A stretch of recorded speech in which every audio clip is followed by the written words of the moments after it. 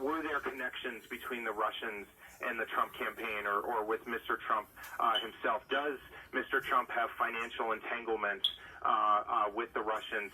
And then what was going on at the FBI? Why were there these leaks coming out constantly about Secretary Clinton? David Gervin, are we going to get any of those answers?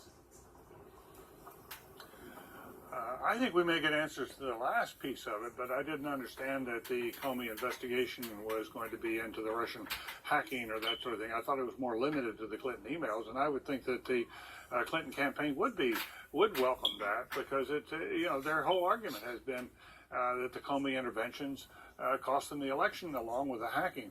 I just want to make one other point, John, briefly, and that is to respond to something Ari said, my good friend Ari said here a bit ago, and that is that the public really supports Donald Trump during what he's doing here in this transition. I don't think that's the case. We have one major national poll out this week, Quinnipiac, that said only 37% approve of Donald Trump and at the moment in this transition. Most presidents enter the White House at about 60% approval of what they've been doing during transitions. 37% is a very low number. Mm-hmm. Ari, you want to respond? That's not what that's not what I said. Just roll the tape. And what I said was Donald Trump wasn't elected to make peace with Washington. He was elected to change Washington. And 75% of the country at the time of the election thought the United States was on the wrong track. And that's why he's going in to make change. Now, he's very controversial. His favorable rating is the lowest of anybody who's gone into office in the last several decades. So he's got a lot of work to do. But that's what I said. But then let me make one other point about the IG report of the FBI, because nobody has reported this, or you haven't said on this panel. They're also looking at the role of a top aide to Comey, who ran for state office in Virginia and received contributions from Terry McAuliffe.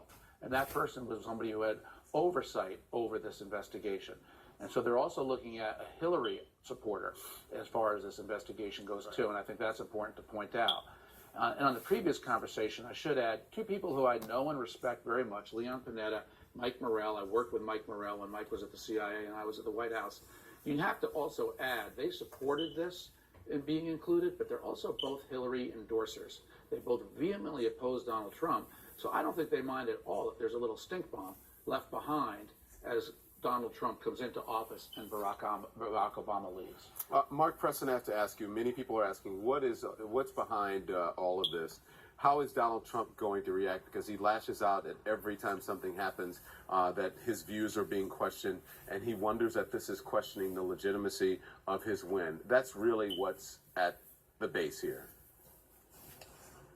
Yeah, Don, this is one of the biggest concerns that actually I have about Donald Trump taking office now 8 days from today, and that is this thin-skinned nature that he seems to have on just about every issue. And if it's brought into question that perhaps he had won because of some interference by the Russians, and by no means do we know if that is true at this point, that in fact that's why he won.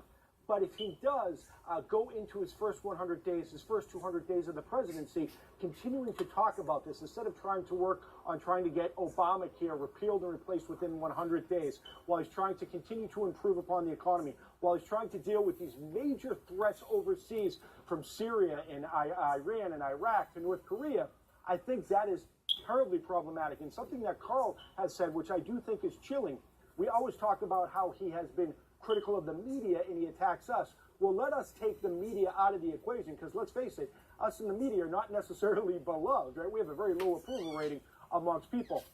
But the question is, if he's going to do it to us, will he do it to others? And I think that is a big concern.